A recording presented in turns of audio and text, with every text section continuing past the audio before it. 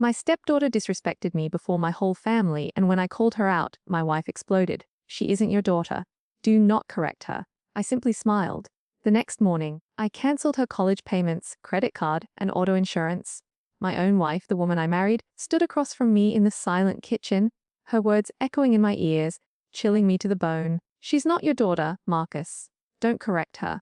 In that single, shattering moment, the world I had carefully built for 9 years began to tilt on its axis, threatening to collapse all around me.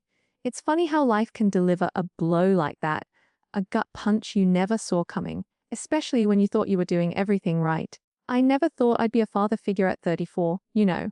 But then I met Jennifer. It was at a software development conference in Chicago, all fluorescent lights and lukewarm coffee. She was in HR for some tech startup, sharp, witty, and recently divorced with a 10-year-old daughter named Madison. Her laugh, man, it could just light up a room.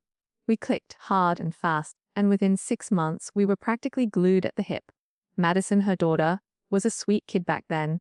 Shy, quiet, a little hesitant, but she gradually started to warm to me. I remember taking her to the shed aquarium for the first time. Her face, pressed against the cool glass, lit up as she watched the beluga whales glide by. She turned to me, a genuine, untainted smile on her face, and said, "This is the best day ever, Marcus." My chest tightened with a warmth I hadn't known before. My heart, it just melted right there. Jennifer and I got married 2 years later. I was all in, completely. Madison's biological father, Derek, was mostly a ghost, showing up for birthdays and Christmas only if it didn't inconvenience his golf schedule. He paid minimum child support, content to let someone else shoulder the real burden of parenting. Honestly, I didn't care. I genuinely, truly cared for Madison. I wanted to be there for her. For the first few years, it was good. I was the one helping her with homework, sitting through school plays, driving her to soccer practice every Tuesday and Thursday, rain or shine. When she made the honor roll in 7th grade, I was the one who took her out for celebratory ice cream, a double scoop of mint chip.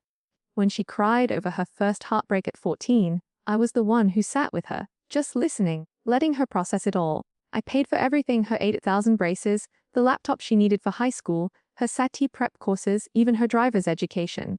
I covered it all because, in my mind, that's what a father does. Jennifer made decent money, but my salary as a senior software architect meant we lived comfortably in suburban Denver.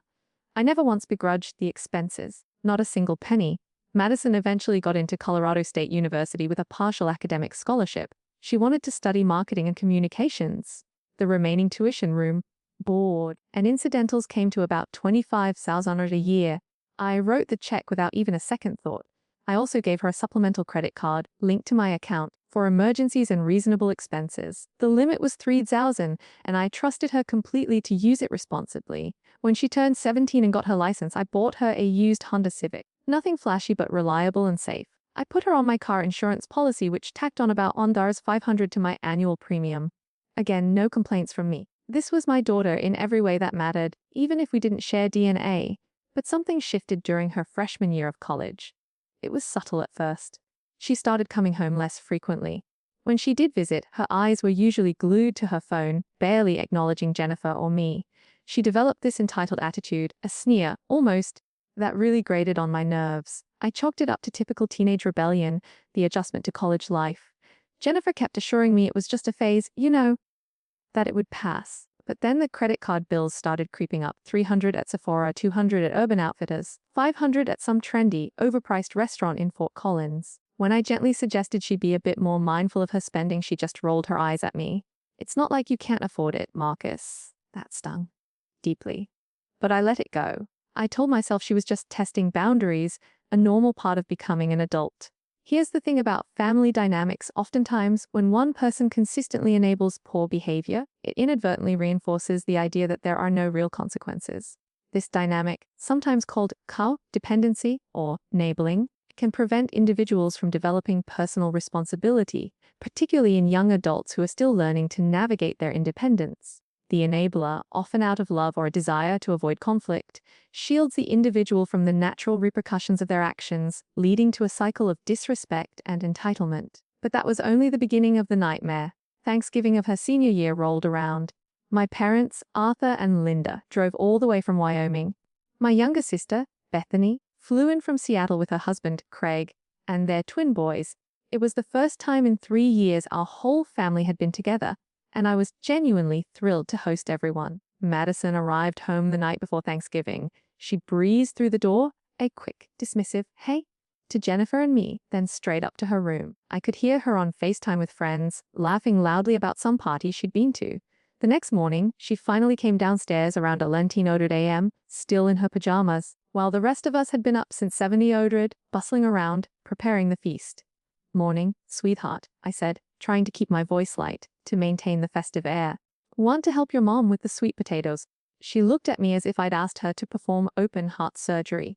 "I'm exhausted, Marcus. I just need coffee."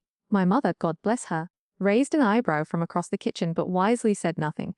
Jennifer shot me a look, a clear, silent plea, "Let it go." So I did. I swallowed the irritation and let it go. Dinner started pleasantly enough. My father said grace, and we began passing dishes around the table. My nephews were adorable, recounting their second-grade Thanksgiving play with dramatic flair. Bethany, ever the polite aunt, asked Madison about school. Madison gave short, disinterested answers, her thumb flying across her phone screen under the table. My jaw clenched again, tighter this time. "Madison," I said, my voice quiet but firm, "could you put the phone away during dinner?" She sighed dramatically, a loud, theatrical huff, but she complied, tossing it face down next to her plate. The conversation eventually turned to family stories, as it always does. My mother started reminiscing about Thanksgivings from our childhood, laughing about the year I accidentally set the tablecloth on fire with a candle. Everyone was chuckling, sharing memories, the atmosphere finally warm and relaxed. And then my father, bless his innocent heart, turned to Madison. "So Madison," he began, beaming, "your dad tells us you're doing really well in your marketing classes. He's always bragging about you." Something dark, something ugly, flickered across Madison's face. She set down her fork deliberately, the clink echoing in the sudden quiet. She looked straight at my father, her eyes narrowed. "Marcus isn't my dad." The table went silent. You could have heard a pin drop. It felt like I'd been punched in the stomach, the air knocked right out of me. My father looked utterly bewildered. Glancing between me, Jennifer's face went pale, her eyes wide with a dawning horror. "Madison?" I started, my voice tight, barely a whisper. "What?" she interrupted, her tone dripping with contempt. "It's true. You're not my father. Derek is my father. You're just the guy who married my mom." My mother gasped softly. Bethany stared at Madison in shock, her hand instinctively reaching for mine under the table. The twins, sensing the seismic shift in the room, looked scared, though they couldn't possibly understand the words being exchanged. I took a deep, shaky breath, trying to regain some semblance of composure. "Madison, that was incredibly disrespectful. I've been in your life for 8 years. I've supported you, cared for you, and loved you like my own daughter. You don't get to dismiss that at the dinner table, in front of my entire family." Her jaw clenched, a defiant set to her shoulders.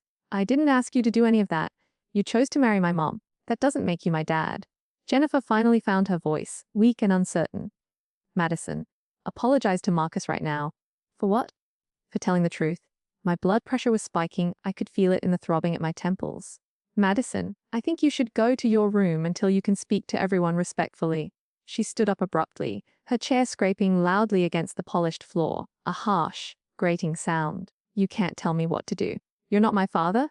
While you're living under this roof, eating food I paid for, driving a car I bought you, and attending a university I'm funding?" I said, my voice harder than I'd intended. "Absolutely can set expectations for basic respect and decency." Madison's eyes blazed with a fury that mirrored my own. "Oh, so now you're going to throw money in my face? Real classy, Marcus?" Jennifer stood up, her face flushed, her hands gesturing wildly. "That's enough from both of you." I turned to her, expecting, no, needing her support, her validation. Instead, what came out of her mouth made my entire world tilt again. "Marcus, she's right. She's not your daughter. Don't correct her." I stared at Jennifer, my wife of 6 years, in complete disbelief. 9 years. 9 years of being there for Madison, of treating her like my own flesh and blood, of sacrificing my time, energy, and resources. And this was my reward. My mother looked like she might burst into tears. My father's face had gone hard, etched with an anger I rarely saw. Bethany squeezed my hand again, but I barely felt it. I felt nothing. An eerie calm settled over me. This moment is a stark example of triangulation. In family systems, where one person avoids direct conflict by involving a third party, Jennifer, by invalidating Marcus's parental role and aligning with Madison, inadvertently betrayed her husband and undermined the very foundation of their relationship. This act also exemplifies a profound lack of emotional validation, which can be as damaging as direct conflict in a marriage, leading to feelings of isolation and resentment. I smiled. It wasn't a happy smile. It was the smile of someone who had just experienced a moment of absolute, bone-chilling clarity. "You're absolutely right," I said calmly, standing up from the table. "She's not my daughter. Thank you for reminding me."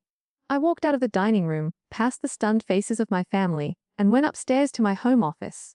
I closed the door behind me. I could hear raised voices, Jennifer trying to salvage the dinner, Madison stomping up to her room. I sat down at my desk and just stared at the wall for a long, long time. My phone buzzed. It was Bethany. "Are you okay?" "That was messed up. We're here if you need us." I didn't respond. Instead, I opened my laptop and started making a list. That night, after my family had left early and the house had gone quiet, Jennifer came into the office. She looked utterly exhausted and defensive. "We need to talk," she said, her voice thin. "Do we?" I replied, not looking up from my screen. "You embarrassed Madison in front of your family." I finally met her eyes, which were brimming with accusation. "I embarrassed her. Did you hear what she said to me in front of my parents? After everything I've done for her?" Jennifer crossed her arms. "She's 19. She's figuring things out. You didn't need to threaten her." "I didn't threaten her. I set a boundary. And then you completely undermined me by telling me I have no right to parent her, because she's not my daughter." "She's not, Marcus. Biologically, she's not. Derek is her father." "Derek hasn't been a father to her since she was 9 years old." "I have been. I've been there for every single important moment. I've paid for everything. I've loved her like she was mine."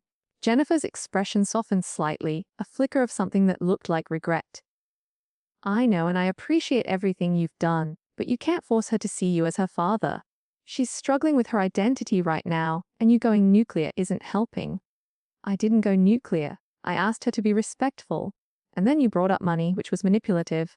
I felt my jaw clench so hard it ached. "Manipulative." I stated facts. "She wants to pretend I'm just some random guy who married you. Fine. But she doesn't get to pretend that while enjoying all the benefits of having me as a father." Jennifer sighed, a long, weary sound. "Can we just drop this? It's been a long day." "Sure," I said quietly, my voice flat. "We can drop it." She left the office and I went back to my laptop. I didn't sleep that night. My mind was a whirlwind of hurt, anger, and a terrifyingly clear resolve. Monday morning arrived. I was up at 6:00 a.m. before Jennifer or Madison stirred. Thanksgiving Friday meant most offices were closed, so I had spent the weekend in my office avoiding both of them. The tension in the house was suffocating, a thick, palpable silence. But Monday I could act. First, I logged into my bank's website and called customer service. I explained I wanted to cancel the supplemental credit card issued to Madison Carter. The representative confirmed the cancellation, informing me it would be deactivated immediately. I thanked them and hung up. Next, I called Colorado State University's bursar office. When someone answered, I explained I was the individual who had been paying for Madison Carter's tuition and expenses, but I would no longer be doing so, effective immediately. I asked them to remove my payment information from her account. They informed me that this would mean Madison would be responsible for the upcoming spring semester payment, due in 3 weeks. I acknowledged this and confirmed my decision. Then my insurance company. I requested Madison be removed from my auto policy. The agent asked if I was sure, mentioning she couldn't legally drive the vehicle without insurance. I explained the car was registered in my name, and I'd be making arrangements to either sell it or transfer the title, so removing her was necessary. They processed the change immediately. Finally, I drafted an email to Madison, carbon copying Jennifer. Subject regarding our conversation. Madison, after careful consideration following Thursday's events, I've decided to respect your wishes. You made it very clear that I am not your father, and Jennifer supported that position. Therefore, I will no longer be fulfilling a father's financial responsibilities toward you. Effective immediately, your credit card has been cancelled. Your spring semester tuition will not be paid by me. You have been removed from my car insurance policy. The Honda Civic is in my name, and since you can no longer legally drive it under my insurance, I'll need the keys returned by the end of the week. I'll give you until next Monday to make alternative arrangements. I wish you the best in your future endeavors. Marcus. I hit send at 7:30 a.m. Monday morning. By 8:30, my phone was ringing. It was Madison. Her voice was panic, shrill. "Marcus, what the hell? My credit card isn't working." "I cancelled it," I said calmly. "You can't just do that." "I absolutely can. It's my credit card. You were an authorized user." "This is insane. You're punishing me for being honest? I'm not punishing you, Madison. I'm simply respecting your boundaries. You said I'm not your father. Fathers pay for college. Fathers provide credit cards for emergencies. Fathers insure vehicles. Since I'm not your father, I'm no longer doing those things. You're being petty. I'm being consistent with your expressed wishes. She hung up on me. 5 minutes later, Jennifer stormed into the kitchen, her eyes wide with fury. Marcus, what did you do? I showed her the email on my phone. I watched her face as she read it, seeing the color drain from her cheeks. You cancelled everything? Her tuition? Yes! Are you out of your mind? How is she supposed to pay for school? That's not my problem, Jennifer. According to you and Madison, I'm not her father, so why would I pay for her education? Because you've been doing it for 2 years. You can't just pull the rug out from under her. Actually, I can. I never legally adopted Madison. I have no financial obligation to her whatsoever. Every dollar I've spent on her for the past 8 years has been voluntary. And now, I'm choosing to stop volunteering. Jennifer's eyes filled with tears.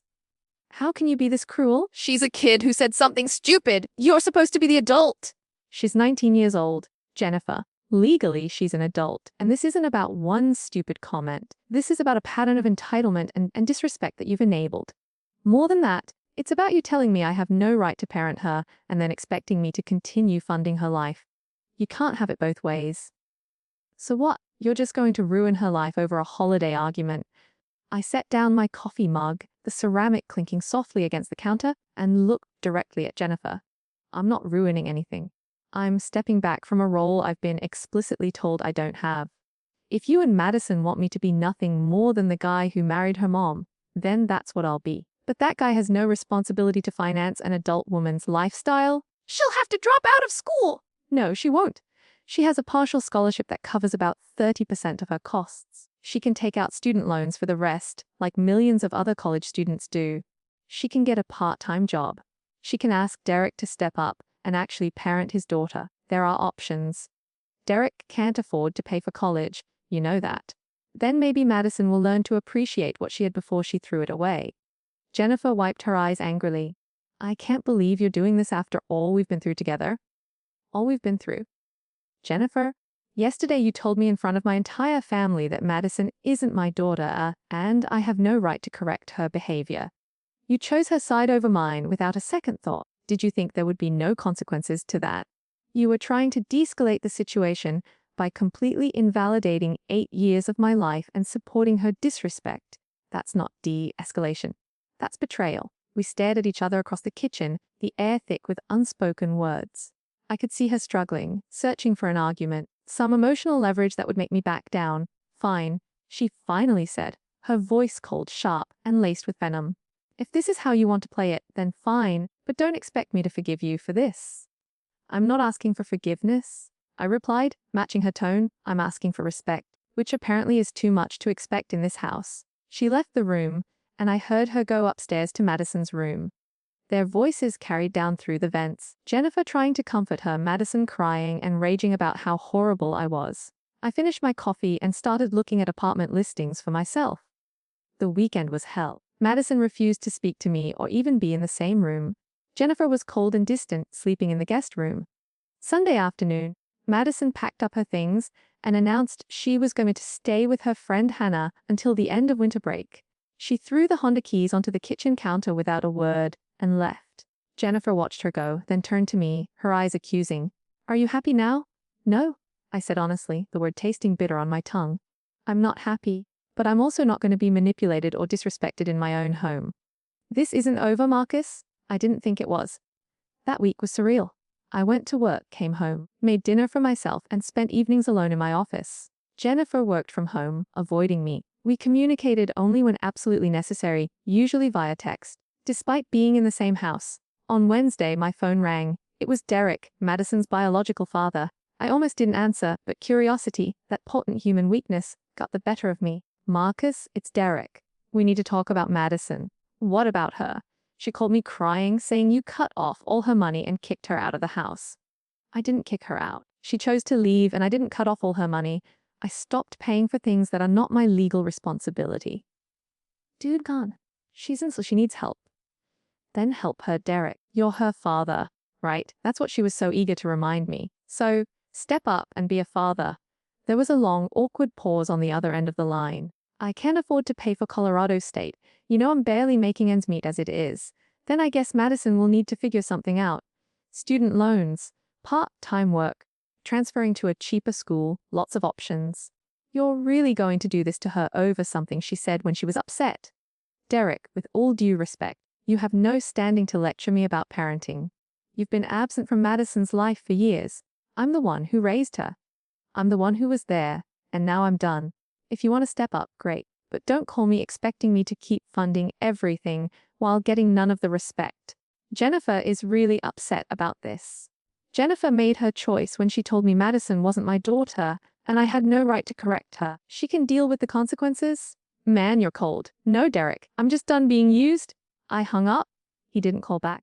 This exchange perfectly illustrates the importance of setting healthy boundaries in relationships, particularly when an adult child displays entitled behavior. By disengaging from financial support, Marcus not only reclaims his self-respect but also forces Madison to confront the real-world consequences of her actions and attitude. This can be a painful but necessary step in fostering maturity and personal accountability, moving from a dynamic of perceived obligation to one of mutual respect. Over the following weeks, things started happening. Madison had apparently tried to use her credit card over the weekend, only to realize it was completely cancelled. She'd gone to the university to check on her spring semester registration and discovered that without payment, she'd be dropped from her classes. The car situation was temporarily solved when she arranged to borrow Hannah's parents' old SUV, but she had to get her own insurance policy, which she couldn't afford without a job. Jennifer tried one more time to get me to reconsider. We were both in the kitchen on a Friday evening, and she approached me while I was making dinner. Marcus, please, can we talk about this rationally? I've been nothing but rational. You're destroying her future over a tantrum. I'm not destroying anything. I'm removing myself from a relationship where I'm not wanted or respected. There's a difference. She does respect you! She was just angry and said something stupid. And you backed her up. You told me she wasn't my daughter and I had no right to correct her. Do you understand how that felt? After 8 years of being there for her, of treating her like my own, you threw that in my face. Jennifer looked down, her gaze fixed on the countertop. I was wrong to say that. I was trying to calm the situation down, and I said something I shouldn't have. Do you actually think I'm Madison's father in any meaningful way? Or were you just saying what you thought I wanted to hear? She hesitated. That hesitation, that fraction of a second, told me everything I needed to know. I think you've been a wonderful stepfather, she said carefully. Stepfather. Not father. Marcus, you know what I mean. And now you know what I mean. A stepfather is a voluntary position. I'm no longer volunteering. So what happens now? You just abandon her completely. I'm not abandoning anyone. I'm establishing appropriate boundaries. Madison is an adult. She's responsible for her own choices and their consequences. If she wants to rebuild a relationship with me, she knows where to find me. But it will be on very different terms. And us? What about our marriage? I looked at my wife of 6 years, the woman I'd loved and built a life with, and felt a profound, heavy sadness settle over me. I don't know, Jennifer. That depends on whether you can respect me as your partner, or if I'll always come second to enabling Madison's behavior. She didn't have an answer for that. Christmas was fast approaching, and I made a decision. I called my parents and Bethany and arranged to spend the holiday week in Wyoming with them. I needed space, time away from the cold war my house had become. Jennifer didn't argue when I told her. She just said she'd probably go visit her sister in Phoenix. Before I left, Madison came by the house. I was packing in my bedroom when Jennifer called up to tell me Madison wanted to talk to me. I came downstairs to find her sitting on the couch in the living room looking smaller somehow than I'd seen her in years. Hi, she said quietly. Hello, Madison. Can we talk? Sure. She fidgeted with her hands, a nervous habit I hadn't seen in years. I've been trying to figure out how to pay for spring semester. I applied for additional loans, but they won't cover everything. I looked into work-study programs, but the application deadline passed. I might have to take next semester off. I didn't respond, just waited for her to continue. I talked to my dad, Derek, and he said he can't help. He suggested I just transfer to community college or something. That's an option. She looked up at me, her eyes red-rimmed and swollen. Marcus, I'm sorry. I'm sorry for what I said at Thanksgiving. I was being a brat and I took you for granted. Yes, you did. I know I messed up, and I know you're really mad at me, but please, can't we just go back to how things were? I promise I'll be more respectful. Madison, do you actually see me as your father? Or are you apologizing because you need something from me? She opened her mouth, then closed it. The answer was obvious. That's what I thought, I said quietly. Here's the thing, Madison. For 9 years, I've loved you and supported you without any expectation of recognition or gratitude. I did it because that's what you do for family. But you've made it crystal clear that you don't consider me family. You consider me a resource. An ATM machine? That's not true. It is true. You didn't apologize after Thanksgiving. You didn't reach out to have a conversation or acknowledge how hurtful your words were. You only came here today because you need money. That tells me everything I need to know about what I mean to you. Tears streamed down her face. I do care about you. I was just angry and confused. My therapist says I have abandonment issues from Derek leaving, and I push people away before they can leave me. Then I suggest you continue working with your therapist on those issues. But I'm not going to be your emotional punching bag anymore. I'm not going to fund your lifestyle while you treat me like garbage. Actions have consequences, Madison. You're learning that now. So, you're really not going to help me at all. I didn't say that. If you want to rebuild a relationship with me, a genuine relationship based on mutual respect, I'm open to that. But it will take time, and it won't start with me writing checks. You need to figure out school on your own. Get loans. Get a job. Ask Derek to step up. Prove to me that you can take responsibility for yourself. And if I do that, if I handle everything myself, will you forgive me? Maybe. But forgiveness isn't a transaction, Madison. You can't just check boxes and expect everything to go back to normal. You burned a bridge. If you want to rebuild it, you'll have to do the work. And there's no guarantee it'll look the same as before. She wiped her eyes again. I don't know what to do. Welcome to adulthood. Nobody does. You figure it out as you go. After she left, Jennifer came downstairs. That was harsh. That was honest. She's really struggling, Marcus. Then maybe it's time you stepped up and helped her instead of expecting me to fix everything. You have a job. You have savings. If you want to pay for her school, go ahead. But leave me out of it. Jennifer's face hardened, her expression mirroring my own resolve. I've been thinking. Maybe we need some time apart. A separation. The words should have hurt more than they did. Instead, I just felt tired. Maybe we do. I'll stay here. You can find somewhere else to go. This is my house, Jennifer. I bought it before we got married. If anyone's leaving, it's you. Her eyes widened in genuine shock. You'd kick me out. I'd prefer if we could figure out a reasonable arrangement, but I'm not leaving my own home. You're welcome to stay in the guest room until you find an apartment, but this marriage is clearly on life support. We both know it. That conversation happened on a Tuesday.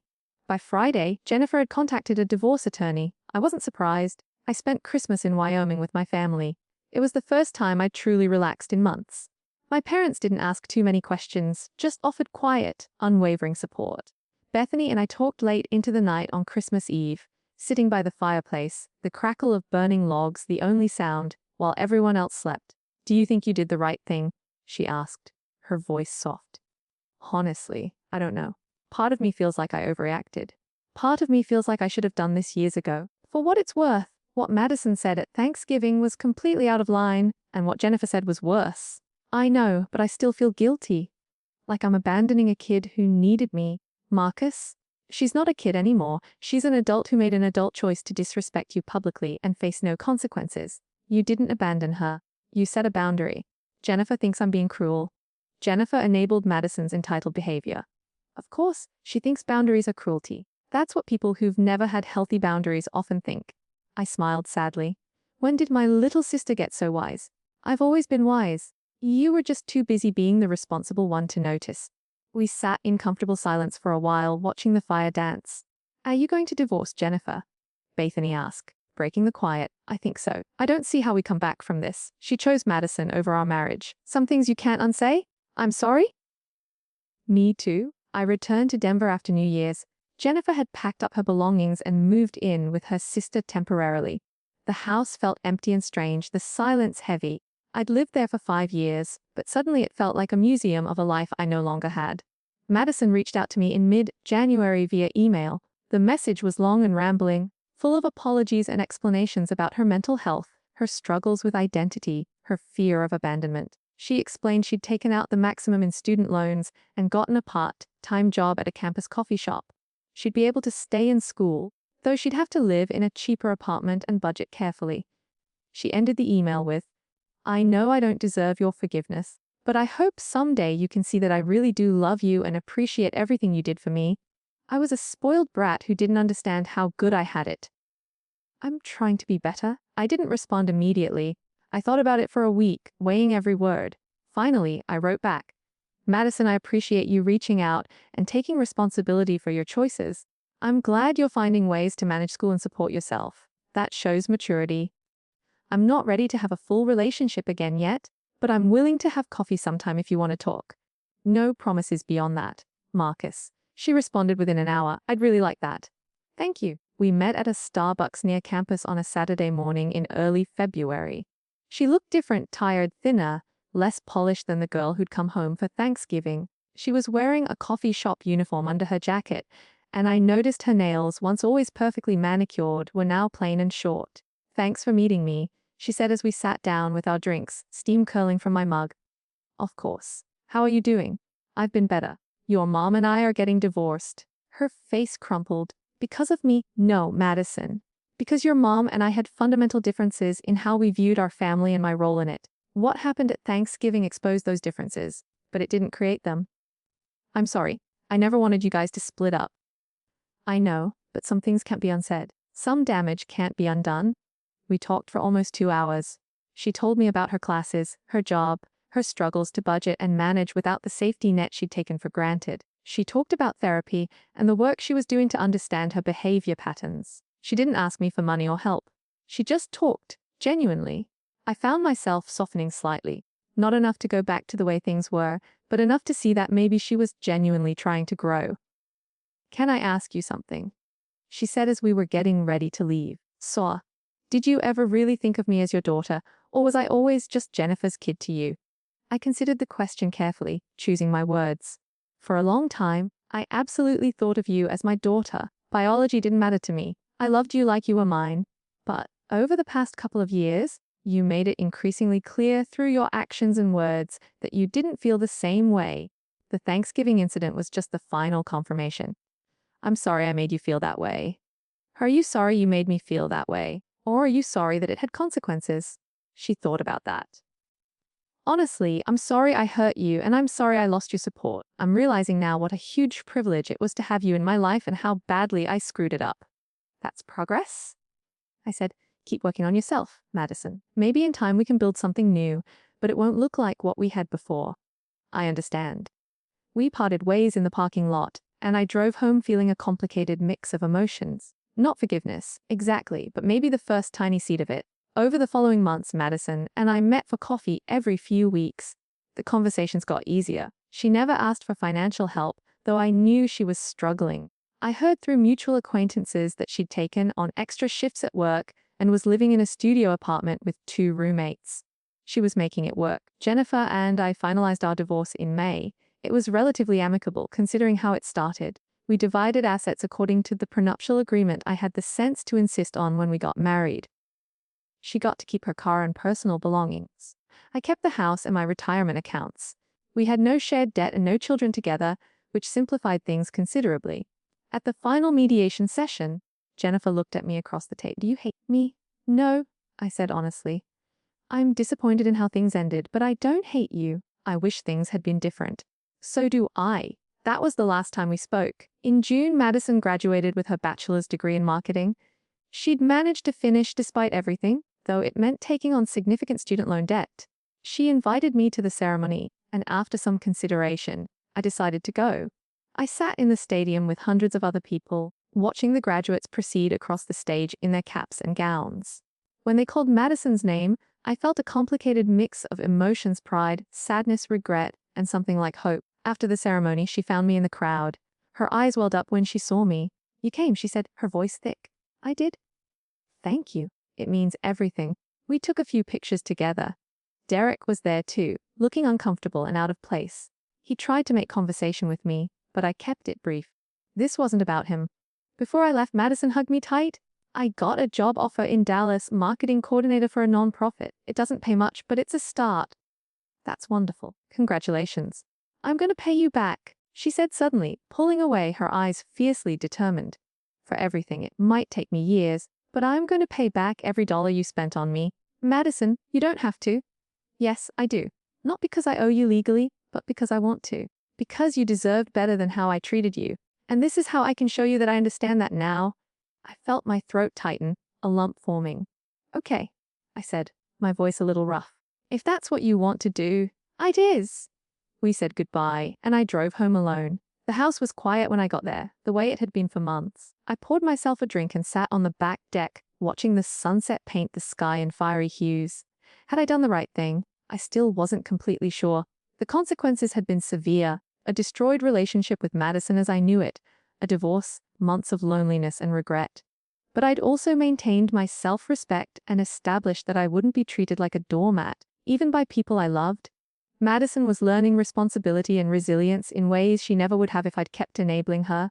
She was working hard, managing her life, and becoming someone I could respect again. Would that have happened if I'd backed down and continued paying for everything? I doubted it. Jennifer had made her choice, and so had I. Neither of us were villains in this story. We were just two people who fundamentally disagreed about boundaries, respect, and family. As for me, I was learning to be okay with uncertainty and complexity. Life doesn't come with clear answers or happy endings tied up in neat bows. Sometimes you make hard choices and live with the consequences, good and bad. I get updates about Madison occasionally through social media. She's doing well in Dallas, building a life for herself. Every few months, I receive a small check in the mail, I-50 or the 100, with a neat little note that says, repayment installment GX. Thank you for everything. I put the checks in a savings account. Maybe someday I'll give it all back to her when she really needs it, or use it for a graduation gift when she finishes paying off her loans. I haven't decided yet. We text sometimes, short messages about nothing important. How's work? How's Dallas? How's the weather? It's not the relationship we used to have, and it never will be, but it's something. Maybe something better in its own way. Built on honesty instead of obligation, on choice instead of assumption. I went on a few dates over the summer. Nothing serious, but it was nice to feel like myself again, like someone who wasn't defined entirely by the role of provider and caretaker. I'm in no rush to get serious with anyone. I'm learning to enjoy my own company, to appreciate the quiet, to figure out who I am when I'm not constantly trying to fix everything for everyone else. My mother calls every Sunday, and Bethany visits every couple of months. My father sends me articles about software development that he doesn't understand, but thinks I might find interesting. These relationships, the ones that were there from the beginning, feel more precious now. I don't take them for granted the way I once did. Sometimes I wonder what would have happened if I'd handled things differently. If I'd been more patient, more forgiving, more willing to absorb the disrespect for the sake of keeping the peace. Would Madison have eventually learned the same lessons? Would Jennifer and I still be together? Maybe, maybe not. But I know this: I wouldn't respect myself if I'd stayed in a situation where I was undervalued and taken for granted. I taught Madison an important lesson about consequences, yes, but I also taught myself one about self-worth. You can love someone deeply and still refuse to let them treat you poorly. You can be generous and supportive without being a pushover. You can be hurt by someone's choices without being destroyed by them. On the anniversary of that terrible Thanksgiving, I took myself out to a nice dinner at an upscale steakhouse downtown. I ordered an expensive bottle of wine and the biggest ribeye on the menu. I toasted to myself, to hard lessons learned, to boundaries maintained, and to the complicated, messy reality of being human. When I got home, there was an email from Madison. The subject line was, 1 year later. The message ready. Marcus, I just realized what day it is. 1 year ago, I said something unforgivable and set off a chain of events that changed all of our lives. I'm not going to apologize again because I've done that enough, and words don't mean much compared to actions. I just want you to know that losing your support was the hardest thing I've ever experienced, and also the most important. I learned more about myself, about work, about gratitude and resilience in the past year than in my entire life before it. I'm not glad I hurt you. I'll never be glad about that. But I'm glad I had to learn these lessons, even though I wish I'd learned them differently. You were trying to teach me these things for years, and I wasn't listening. Now I am. Thank you for not enabling my worst self. Thank you for caring enough to let me fail. Thank you for showing me what real consequences look like. I hope you're doing well. I hope you're happy. You deserve to be. Love, Madison. I read the email 3 times. Then I wrote back, Madison, thank you for that message. It means more than you know. I'm proud of the person you're becoming. I'm proud that you took responsibility for yourself and made it work. That takes real strength. I'm doing okay, taking things one day at a time. Keep in touch. Marcus. I hit send and closed my laptop. Outside my window, the city lights twinkled against the darkening sky. Somewhere out there, Madison was living her life. Jennifer was living hers, and I was living mine. We weren't a family anymore, not in the traditional sense. But maybe we were something else, something more honest and authentic, even if it was more painful. I'd learned that sometimes love means walking away. Sometimes respect means refusing to be disrespected. Sometimes the kindest thing you can do for someone is to stop rescuing them and let them save themselves. It wasn't the ending I'd wanted when I married Jennifer and took on the role of stepfather to her young daughter. It wasn't the happy family I'd envisioned all those years ago at the aquarium, watching Madison's face light up with wonder. But it was real, it was honest, it was mine. This story of Marcus, Jennifer, and Madison profoundly illustrates critical psychological and social dynamics that play out in many family relationships. We see how enabling behavior, often well-intentioned, can inadvertently foster entitlement and prevent personal growth, especially in young adults. Jennifer's reluctance to hold Madison accountable and her eventual invalidation of Marcus's parental role is a classic example of prioritizing short-term peace over long-term character development.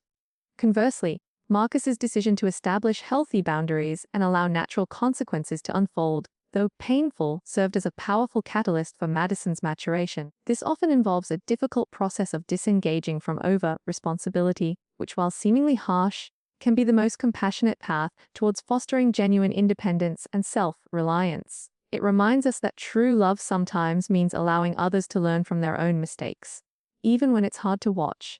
What are your thoughts on tough love and boundaries in family relationships? Have you ever had to make a difficult choice like Marcus, or witnessed similar dynamics play out? Share your experiences and perspectives in the comments below. Let's discuss how we can foster personal responsibility and mutual respect in our own lives.